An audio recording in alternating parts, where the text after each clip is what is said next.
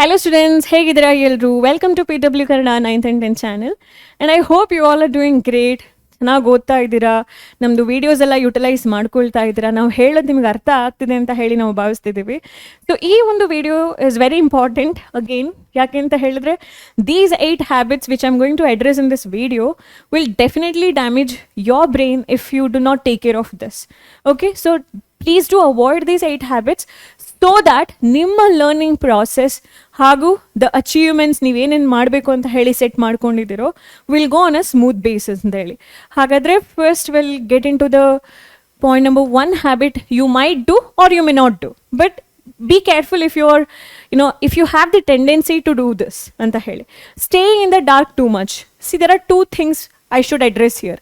ಒಂದು ಸನ್ಲೈಟಿಗೆ ನೀವು ಹೋಗ್ತಾನೆ ಇಲ್ಲ ಅಂತ ಹೇಳಿದ್ರೆ ನಿಮ್ಮ ಬಾಡಿಯಲ್ಲಿ ಸೆರೋಟೋನಿನ್ ಲೆವೆಲ್ ಕಡಿಮೆ ಆಗ್ತಾ ಹೋಗುತ್ತೆ, and that is very important which actually helps to determine the mood and decision making also. Serotonin ಅಂತ ಹೇಳುವಂಥದ್ದು ಒಂದು ಪ್ರಾಪರ್ ಡಿಸಿಷನ್ ಮೇಕಿಂಗ್ನಲ್ಲೂ ಕೂಡ ನಿಮಗೆ ಹೆಲ್ಪ್ ಮಾಡುವಂತಹ ಒಂದು ಹಾರ್ಮೋನ್ ಆಗಿರುತ್ತೆ.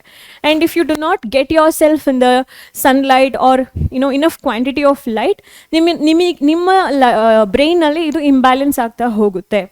ಅದೇ ಥರ ನೀವು ತುಂಬ ಈ ನಿಮ್ಮ ಟೈಮನ್ನು ಕತ್ಲೆ ಕೋಣೆಯಲ್ಲಿ ಸ್ಪೆಂಡ್ ಮಾಡ್ತಾ ಇದ್ದೀರಾ, ಡಾರ್ಕ್ ರೂಮಲ್ಲಿ ಸ್ಪೆಂಡ್ ಮಾಡ್ತಿದ್ದೀರಾ ಅಂತ ಹೇಳಿದ್ರೆ your brain tend to develop more of melatonin hormone. ನಿಮ್ಮ ಬ್ರೈನ್ ಏನು ಮಾಡುತ್ತೆ, ಸ್ಟಿಮ್ಯುಲೇಟ್ ಮಾಡುತ್ತೆ ಈ ಹಾರ್ಮೋನನ್ನು ಪ್ರೊಡ್ಯೂಸ್ ಮಾಡಲಿಕ್ಕೆ, and this hormone is responsible for your sleep. ನೀವು ಓವರ್ ಸ್ಲೀಪ್ ಅಥವಾ ಜಾಸ್ತಿ ನಿದ್ದೆ ಮಾಡುವಂತಹ ಟೆಂಡೆನ್ಸಿ ನಿಮ್ಮಲ್ಲಿ ಬರಬಹುದು, ಅಥವಾ ನೀವು ತುಂಬ ಮೂಡಿ ಆಗಿರಬಹುದು, ನಿಮಗೆ ಯಾವುದೇ ಕಡೆ ಇಂಟ್ರೆಸ್ಟ್ ಇರಲ್ಲ, ಎಂತೂಸಿಯಾಸಮ್ ಇರಲ್ಲ, ಎನರ್ಜಿ ಇರಲ್ಲ, ಆ ಥರ ಫೀಲ್ ಆಗ್ತಾ ಹೋಗುತ್ತೆ. So avoid being in a dark room for longer time. ಸ್ವಲ್ಪ ಕತ್ಲೆಯನ್ನು ಆಚೆ ಇಟ್ಟು ಬೆಳಕು, ಗಾಳಿ, window, that is very very important. ಅದಿರೋ ಕಡೆಗೆ ನೀವು ನಿಮ್ಮನ್ನು ಕರ್ಕೊಂಡು ಬನ್ನಿ and set all your activities in that area ಅಂತ ಹೇಳಿ. Okay, so it's very important. Don't do this while you're studying, especially if you're studying. Do not keep all your things in a dark room. Adu nimge ultimately motivations antu kodude illa. Next important point ಏನು ಗೊತ್ತಾ, consuming too much of negativity. ನೀವು ಯಾವುದೇ ಒಂದು ಟಾಸ್ಕನ್ನು ಮಾಡೋಕ್ಕಿಂತ ಮುಂಚೆ first have faith in your self. ನಂಬಿಕೆ ಇರಲಿ ನಿಮ್ಮ ಮೇಲೆ, ನಿಮ್ಮ ಒಂದು ಪರಿಶ್ರಮದ ಮೇಲೆ, ನಿಮ್ಮ ಒಂದು ಪೊಟೆನ್ಷಿಯಲ್ ಮೇಲೆ.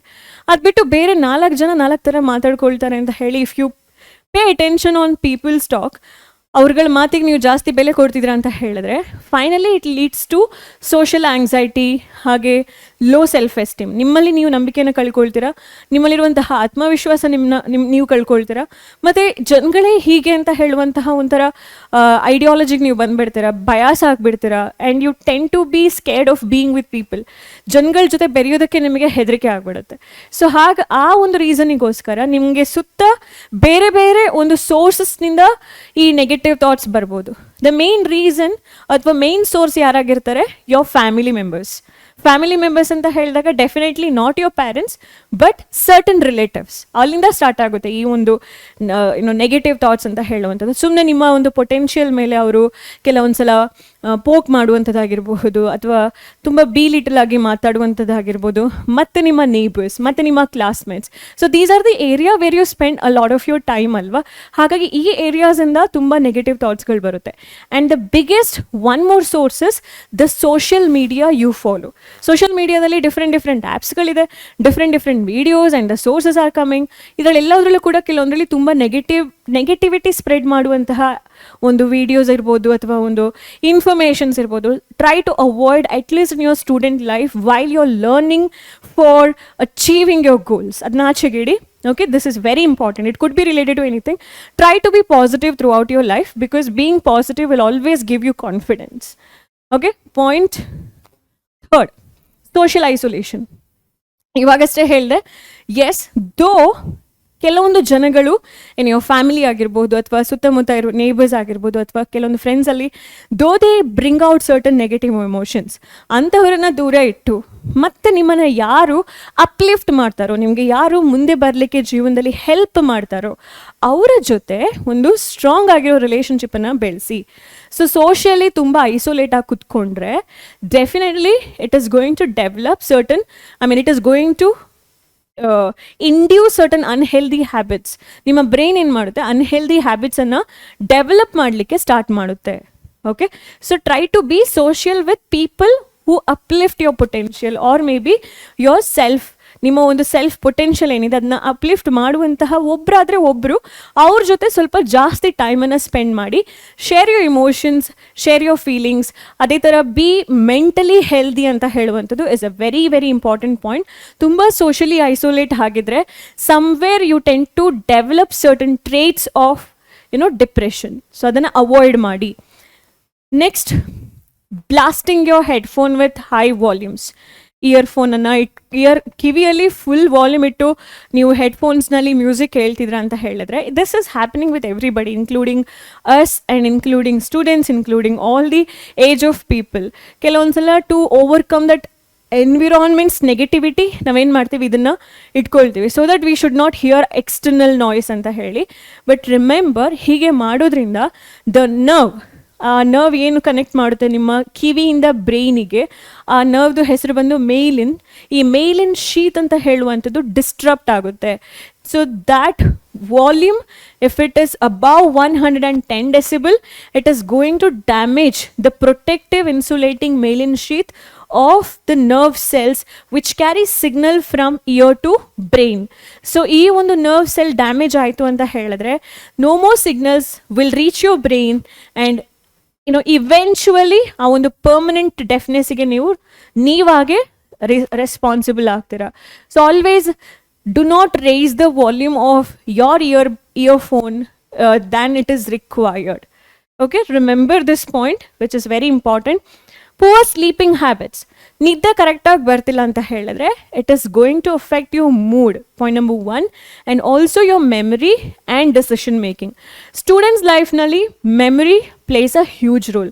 So you keep asking how to remember that, how to memorize that anta heli. So in order to do all these things, first you need a good sleep.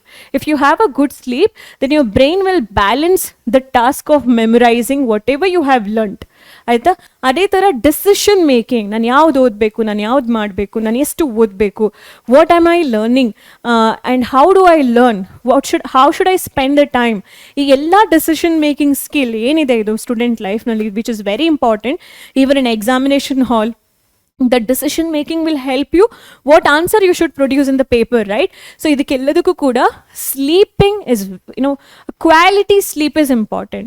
ನಿಮ್ಮ ಹತ್ರ ಪೂರ್ ಸ್ಲೀಪಿಂಗ್ ಹ್ಯಾಬಿಟ್ಸ್ ಇದೆ, ಜಾಸ್ತಿ time mobile ಸ್ಕ್ರೀನಲ್ಲೇ time spend ಮಾಡುವಂಥದ್ದು, chat ಮಾಡುವಂಥದ್ದು, obviously hormonal changes ಈ ಟೈಮ್ನಲ್ಲಿ ನಿಮಗೆ ಇರುತ್ತೆ. ಹಾಗಂತ ಹೇಳಿ ಅದರ ಹಿಂದೆ ಹೋಗೋದಕ್ಕಿಂತನೂ control your thoughts, control your mind and keep reminding yourself what is important, what you are expected to do at this age. ಈ ಏಜ್ನಲ್ಲಿ ನಿಮ್ಮ ರೆಸ್ಪಾನ್ಸಿಬಿಲಿಟೀಸ್ ಏನು, ಪ್ರತಿ ಏಜ್ನಲ್ಲೂ ಈ ರೆಸ್ಪಾನ್ಸಿಬಿಲಿಟೀಸ್ ಚೇಂಜ್ ಆಗ್ತಾ ಹೋಗುತ್ತೆ. If you ask me, do I like the responsibility of being in this age ಅಂತ ಹೇಳಿದ್ರೆ ಡೆಫಿನೆಟ್ಲಿ ನೋ. ಅದಕ್ಕೋಸ್ಕರನೇ ಎಲ್ಲರೂ ಹೇಳ್ತಾರೆ student life is a golden life. ಯಾಕೆ? You don't have to literally work or earn money ಅಥವಾ think ಮಾಡಬೇಕಾಗಿಲ್ಲ. You just have to study and for that you have time. ಅದ್ರ ಮಾಡೋದ್ರಿಂದ ಇನ್ ಫ್ಯೂಚರ್ ನಿಮಗೆ ನಿಮ್ಮ ರೀತಿಯಲ್ಲಿ ಪೀಸ್ ಆಫ್ ಮೈಂಡ್ ಆ್ಯಂಡ್ ಹ್ಯಾಪಿನೆಸ್ಸನ್ನು ಇಟ್ಕೊಳ್ಳಿಕ್ಕೆ ಬೇರೆ ಬೇರೆ ಆಪ್ಷನ್ಸ್ಗಳು, ಜಾಬ್ಸ್ ಆಗಿರ್ಬೋದು ಅಥವಾ ಇನ್ನಿತರೆ ಒಂದು ನಿಮ್ಮ ಸ್ಕಿಲ್ಸನ್ನು ಡೆವಲಪ್ ಮಾಡಲಿಕ್ಕಿರುವಂತಹ ಆಪರ್ಚುನಿಟೀಸ್ಗಳು ಸಿಗುತ್ತೆ. Okay, so I am saying you, ನಿಮ್ಮ ಲೈಫನ್ನು ಎಂಜಾಯ್ ಮಾಡೋದು ಕಲೀರಿ. Do not cage your mind. ನಿಮ್ಮ ಮೈಂಡನ್ನು ಒಂದು ಕೇಜ್ ಒಳಗಡೆ ಹಾಕಿ, ಬೀಗ ಹಾಕಿ ಲಾಕ್ ಮಾಡಿ ಅಲ್ಲೇ ಸ್ಟಕ್ ಆಗಿ ಒದ್ದಾಡಬೇಡಿ. Come out of it and enjoy every moment. ಅದಕ್ಕೆ ನಿಮ್ಮ ಮೈಂಡ್ ಫ್ರೀ ಆಗಿರಬೇಕು. Your mind should not be controlled by certain external thoughts ಅಂತ ಹೇಳೋದು ತುಂಬ ಇಂಪಾರ್ಟೆಂಟ್. ಇದು ಎಲ್ಲದಕ್ಕೂ ಕೂಡ sleeping habit is core important. And ಇದಕ್ಕೆ ರಿಲೇಟೆಡ್ ಆಗಿರುವಂತಹ ಹಲವಾರು ರಿಸರ್ಚ್ ಆರ್ಟಿಕಲ್ಸ್ಗಳು in a definite professional way ಅವ್ರು ಹೇಳ್ತಾರೆ ಯಾವ ಥರ ಅಂತ ಹೇಳಿ. I am not going to tell all those things, but remember students, do not waste your sleeping time. Your sleep should be your priority. ಆ ಟೈಮ್ನಲ್ಲಿ ಮೊಬೈಲ್ ತೆಗೆದು ಆಚೆಗಿಡಿ, ರೈಟ್? ಬಿಕಾಸ್ ಮಾರ್ನಿಂಗ್ ಎದ್ದು mobile will not allow you to sleep again. Now important is consuming too much of sugar. ಇದು ಕೂಡ ಯಾಕೆ important ಅಂತ ಹೇಳ್ತೀನಿ. C, sugar ultimately converted in your body will get converted into glucose and glucose is going to trigger your brain. So ಅದೇನಾಗುತ್ತೆ, ಕೆಲವೊಂದ್ಸಲ over stimulate ಮಾಡಿದಾಗ ನಿಮ್ಮ ಬ್ರೈನನ್ನು, there are chances that at times you may act like hyperactive ಅಥವಾ hyperactivity might remain in your habit for ever ಆ ಥರನೂ ಆಗುತ್ತೆ. ಆಮೇಲೆ mood ಸ್ವಿಂಗ್ಸ್ಗಳು, ತುಂಬ ಹ್ಯಾಪಿಯಾಗಿರ್ತೀರ, ಸಡನ್ನಾಗಿ ನಿಮಗೆ you tend to feel like low, ಅಂತಹ ಒಂದು ಸಿಚುವೇಶನ್ಸ್ ಆಗುತ್ತೆ. So do not addict yourself the too much sugar, ತುಂಬ ice creams and the cakes, consuming lot of chocolates, do avoid it. Try to develop the healthy habit from this age itself, so that ಅದು ನಿಮಗೆ habit ಆಗಿ form ಆದರೆ ನೀವು when you get more older you tend to be more healthy ಅಂತ ಹೇಳ್ಬೋದು, right? So then comes too much screen time. ನಿಮಗೆ ಗೊತ್ತಿರಲೇಬೇಕು, cortex region ಏನಿದೆ ಅದು ಥಿನ್ನಿಂಗ್ ಆಗ್ತಾ ಹೋಗುತ್ತೆ. So too much screen time ಏನು ಮಾಡುತ್ತೆ ನಿಮ್ಮ ಬ್ರೈನಿಗೆ ಅಂತ ಹೇಳಿದ್ರೆ, it reduces or it causes thinning of the brain's cortex. Brain's cortex is majorly responsible for critical thinking and reasoning. Critical thinking ಅಂತ ಹೇಳಿದರೆ ಏನು? The ability what you have to solve the complicated questions. ಒಂದು higher order questions ಇದೆ ಅಂತ ಹೇಳಿದ್ರೆ, ಅದರಲ್ಲಿ complexity ಇದೆ ಅಂತ ಹೇಳಿದ್ರೆ, ಆ ಕಾಂಪ್ಲೆಕ್ಸಿಟಿಯನ್ನು ಹೇಗೆ ಈಸಿಯಾಗಿ ಬ್ರೇಕ್ ಮಾಡಿ ಸಿಂಪಲ್ ಆಗಿ ಸೊಲ್ಯೂಷನ್ಸ್ ತಗೊಂಡು ಬರಬೇಕು. It could be a mathematical question ಆಗಿರ್ಬೋದು, ಆಪ್ಟಿಟ್ಯೂಡ್ ಟೈಪ್ ಆಫ್ ಕ್ವೆಶನ್ಸ್ ಆಗಿರ್ಬೋದು. ಅಲ್ಲಿ ನೀವು ಏನೋ ಸರಿ ಆಗ್ತಿಲ್ಲ ನಿಮ್ಮ ಲೈಫ್ನಲ್ಲಿ, you not able to do how you were in the previous standard or lower classes, or maybe particular ಇಯರಲ್ಲಿ ನೀವು ತುಂಬ ಚೆನ್ನಾಗಿ ಮಾಡ್ತಿದ್ರಿ ಆ್ಯಂಡ್ ನಾವು you not able to do ಅಂತ ಹೇಳಿದ್ರೆ, check your screen time. Okay, and ನಿಮ್ಮ reasoning ಎಬಿಲಿಟಿಯನ್ನು ಕೂಡ ಅದು ಹಾಳು ಮಾಡುತ್ತೆ. Specifically if you are aiming at different competitive examinations, then this functioning of your brain is very important. Cortex region ಅದನ್ನು ಹೆಲ್ದಿಯಾಗಿ ಹೇಗೆ ಇಟ್ಕೊಳ್ಬೇಕು? Switch off or cut off yourself from the screen time.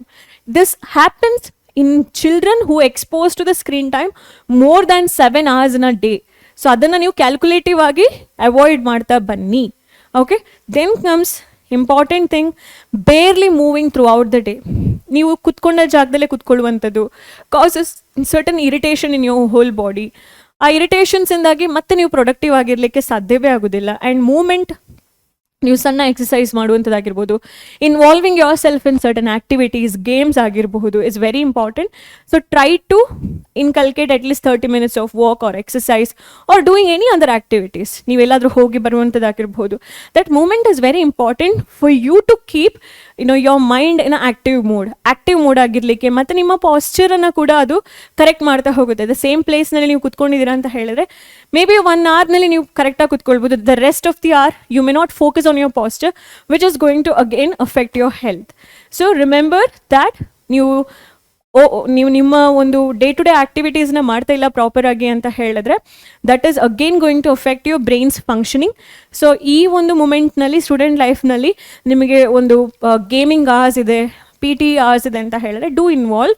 ಸಣ್ಣ ಒಂದು game ಆದರೂ ಕೂಡ ಪರವಾಗಿಲ್ಲ, do involve your self. And at least ಮನೇಲಿ ಆದರೂ ಕೂಡ ಒಂದು ಸಣ್ಣ ಗೇಮ್ಸ್ ಆಡುವಂಥದ್ದಾಗಿರ್ಬೋದು, ಮೂಮೆಂಟನ್ನು ತೋರಿಸೋದು is very very important, right? So then comes to the conclusion part. I hope this video was really helpful for you. Try to avoid this 8 damaging habits. There are more actual habits which causes severe damage in the brain, but I've chosen those important 8 habits which student might tend to develop in their learning process. Hagagi ee ಒಂದು 8 habits ನಾನು ಹೇಳಿದ್ದೀನಿ. There are a lot of things which you should, but focus on these 8 now. So comment your opinion below this video and let me know your opinion as well. So thank you so much. I'll be meeting you in the next video.